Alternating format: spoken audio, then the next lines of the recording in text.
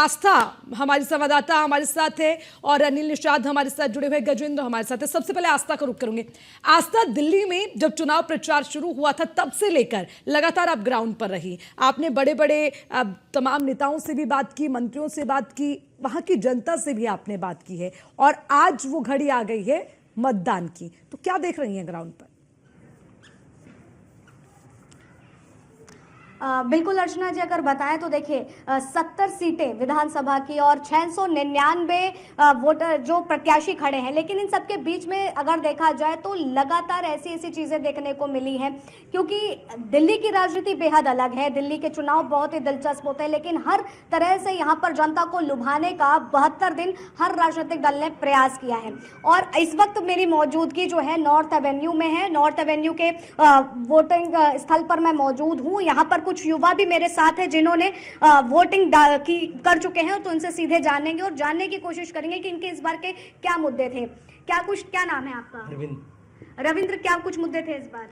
ये मुद्दा था कि कुछ काम हुआ नहीं यहाँ पर, इसलिए वो चीज़ें में क्या बोलते हैं, काम चाहिए। हमें 10 साल से कुछ काम नहीं हुआ है। 10 साल से काम नहीं देखा है, काम को देख करके इस बार वोट किया है। आपने क्या कुछ मुद्दे चूज किए? मुद्दा मैम सही है। हमने 15 साल कांग्रेस को राज दिया, 11 साल आम आदमी को। हम सोचते हैं इस बार हमारा सरकार लेनी चाहिए, मोदी और योगी जी। बस काम उनके आने पे काम हमारा होगा दिल्ली का। 10 साल आपने आम आदमी पार्टी की सरकार? हाँ जी, 11 साल हमने आम आदमी को मौका दिया, खुला वोट दिया, सपोर्ट किया। उसके बाद हमने कांग्रेस को भी दिया। फिर हमारा वही हालत है, जैसे हम पढ़े थे वैसे पढ़े हैं। पानी पीने वाला हम खुद खरीद के पीते हैं। अब बताओ, बदलाव चाहिए। तो देखिए अर्चना जी, यूथ जो है वो बदलाव की बात कर रहे हैं। हालांकि मुकाबले की बात करें तो त्रिकोणीय मुकाबला है। जिस तरह से भारतीय जनता पार्टी अपनी रणनीति के साथ मैदान में उतरी है, आम आदमी पार्टी अपनी योजनाओं के तहत और जितना उन्होंने 10 सालों में काम किया है उसकी बात लगातार करती हुई आ रही है। हालांकि इसमें हम कांग्रेस को भी आके तो कांग्रेस भी इस बार अच्छा खासा प्रदर्शन करती हुई मैदान में दिख रही है। तो त्रिकोणीय मुकाबला है। और जैसा कि आपने प्रश्न किया कि आप अभी तक की क्या राजनीति देखी है, तो देखिए जब हम दिल्ली की राजनीति की बात करते हैं, दिल्ली को समझने की बात करते हैं, तो दिल्ली की राजनीति उस पर भी वापस आएंगे, दिल्ली की राजनीति पर भी बात करेंगे। बाकी और लोग भी हमारे साथ हैं, एक बार उनसे भी अपडेट ले ले। गजेंद्र, आप खुद दिल्ली से इस वक्त हमारे साथ जुड़े हुए हैं, जरा बताइए कि वोटिंग को लेकर जो वोटर्स है उनके अंदर कितना उत्साह है? क्या लोग निकल रहे हैं घर से बाहर, वोटिंग कर रखे हैं, अपनी जिम्मेदारी को समझ रखे हैं? क्या उत्साहित है लोग आज वोटिंग को लेकर?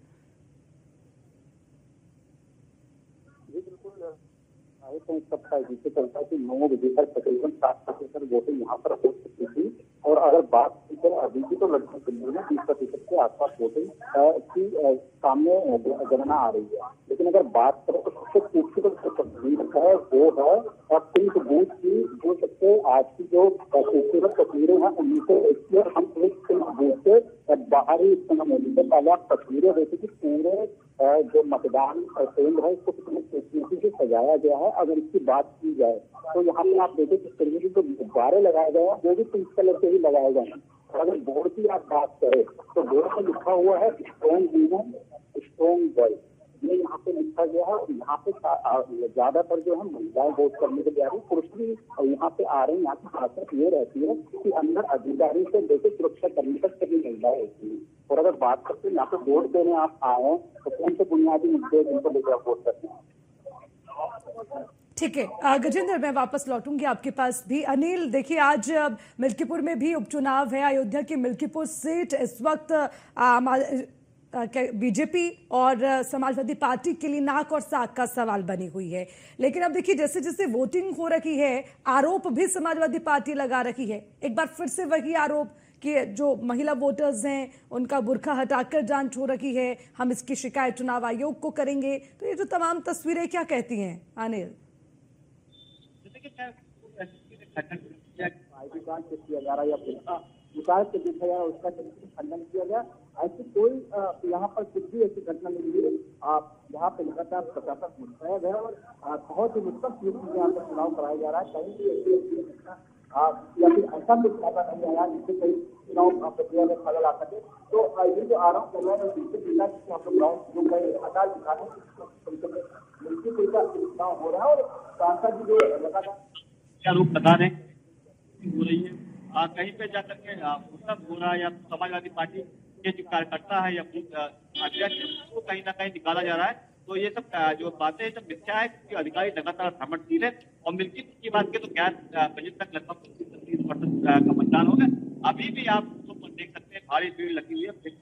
लगातार यहाँ पर देखिए 20 से ज्यादा महिला वोटर है जो वो लाइन में लग के अपने मताधिकार का प्रयोग करिए। और लगातार जो है अब ये लाइन जो है सुबह 7 बजे से इतनी लग रही है। और देखा ये जा रहा है, बड़ी बात यह है कि मिल्कीपुर में इस बार पुरुष मतदाता से ज्यादा महिला मतदाता निकल के आ रही है और कह रही है कि हम अपने हक और अधिकार के लिए हम वोटिंग करेंगे।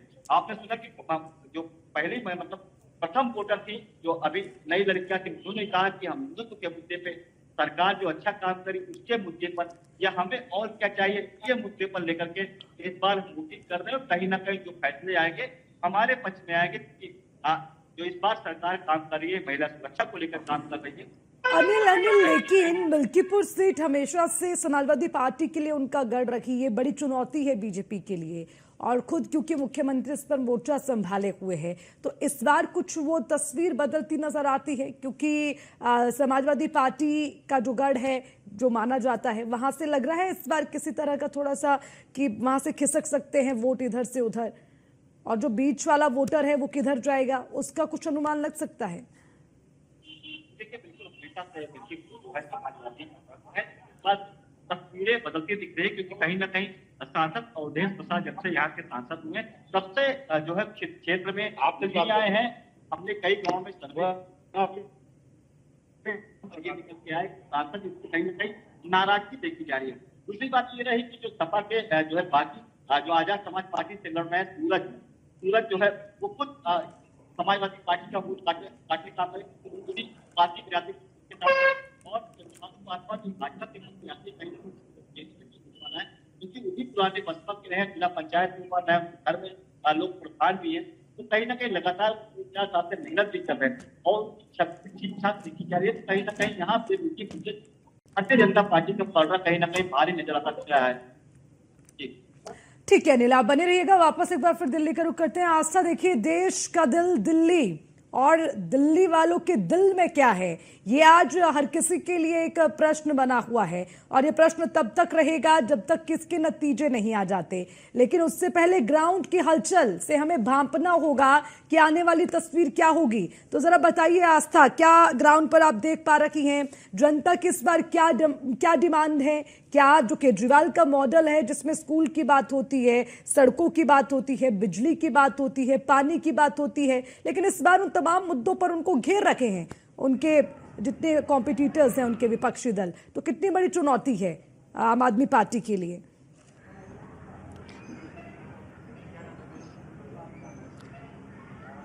बिल्कुल जी, निश्चित तौर पर अर्चना जी, अगर देखिए इस मुकाबले को अगर समझना हो तो हर बारीकी को समझना बेहद जरूरी है, क्योंकि 10 साल से ज्यादा कार्यकाल रहा है अरविंद केजरीवाल का, आम आदमी पार्टी का।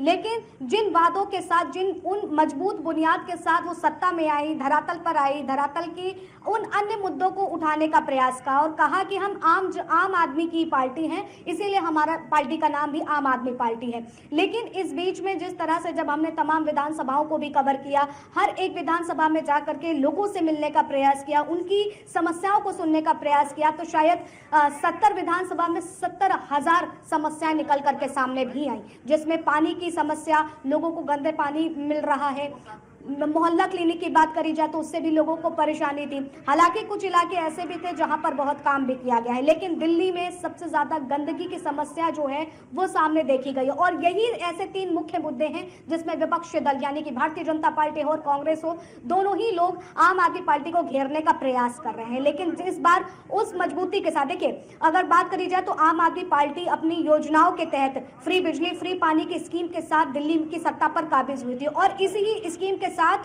वो इस बार भी मैदान में है। महिलाओं को काफी ज्यादा रुझाने का प्रयास किया गया है, लेकिन इसी ही तर्ज पर चलते हुए देखा गया कि भारतीय जनता पार्टी ने भी अपना संकल्प पत्र निकाला और लाडली योजना के तहत सारी चीजें महिलाओं को देने की बात कही। वो तमाम योजना जिसकी बात जिस तरह से अरविंद केजरीवाल की पार्टी कहती है, उसी तरीके की स्कीमें जो है भारतीय जनता पार्टी की तरफ से भी निकाली गई और सेम ही चीज जो है कांग्रेस की तरफ से भी की गई। तो यानी कि अब जनता को सोचने में थोड़ा सा असमंजस भी हो रहा है कि आखिर हम किस पार्टी की योजनाओं पर भरोसा करें और किसकी पार्टी पर की योजनाओं पर भरोसा ना करें। हालांकि केजरीवाल के पार्टी से मिलने वाली तमाम योजनाओं के लाभ से लोग खुश भी हैं और जिस तरह से मिडिल क्लास, अगर दिल्ली में बात करी जाए तो 67% मिडिल क्लास यहाँ पर रहता है और उनको जब इन सारी चीजों की सुविधाएं मिलती है तो निश्चित तौर पर देखा जाए उनका जीवन जो है थोड़ा आस्था, एक बड़ी बात आपने उसमें कह देखा दी, जाता है। बड़ी बात कह दी है कि दिल्ली की जो जनता है वो असमंजस की स्थिति में है कि किस पर भरोसा करें किस पर ना करें। और ये जो असमंजस की स्थिति होती है,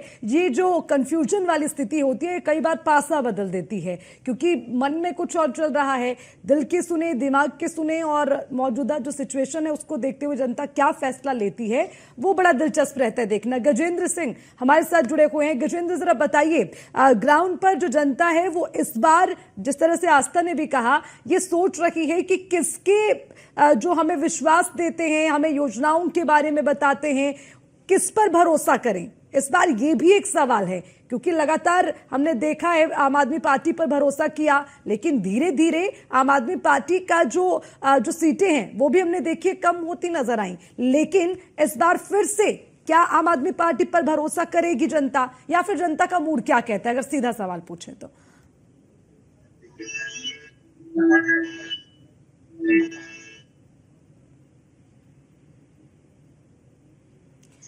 गजेंद्र, मेरी आवाज पहुंच पा रही है आप तक?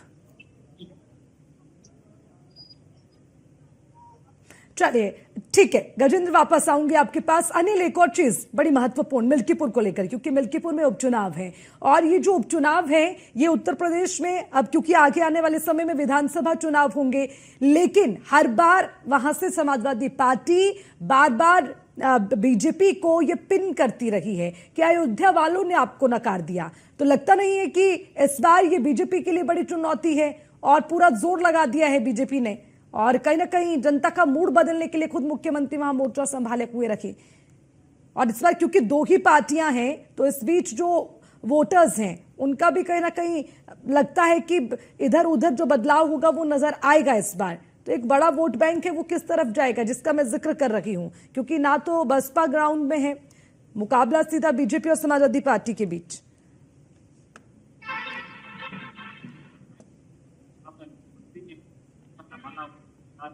40 से ज्यादा विधायक ग्राउंड से लगातार एक महीने से काम कर रहे थे, लगातार जनता के बीच जा रहे थे और कहीं न कहीं जनता के मुद्दों को आज लोकसभा में कहीं न कहीं भारतीय जनता पार्टी से गलतियां हो रही थी, छोटे कार्यकर्ता थे, उनको कहीं न कहीं नेगलेक्ट किया गया, उनका समझा नहीं गया।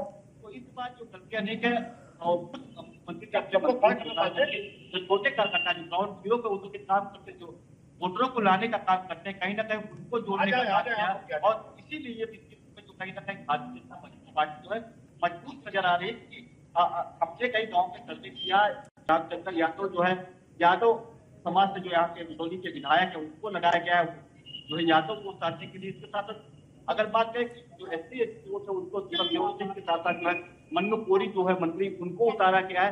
तो कहीं ना कहीं यहाँ पर स्थितियां जो पड़ रही है अभी तो 50-50 की, लेकिन समीकरण आगे जो है बदलने की संभावना थी। अगर ब्राह्मण वोट की बात करें तो कहीं ना कहीं भाजपा के नारा चले थे 80,000 वोटर जो है ब्राह्मण। ठीक है अनिल, आप बने रहिएगा, लगातार अपडेट भी आपसे लेंगे। तो दिल्ली में मुकाबला दिलचस्प है, मिल्कीपुर में भी उपचुनाव होने जा रहे हैं और सबकी निगाहें इस पर टिकी हुई है। हालांकि सबके लिए नाक और साख का सवाल इस वक्त बना हुआ है, लेकिन इस बार के जो दिल्ली के चुनाव और मिल्कीपुर के उपचुनाव दोनों की बेहद दिलचस्प है और अब देखना यह होगा कि जनता के दिल में क्या है। 8 को नतीजे आने हैं, ये नतीजे क्या तय करेंगे ये भी देखना होगा। तो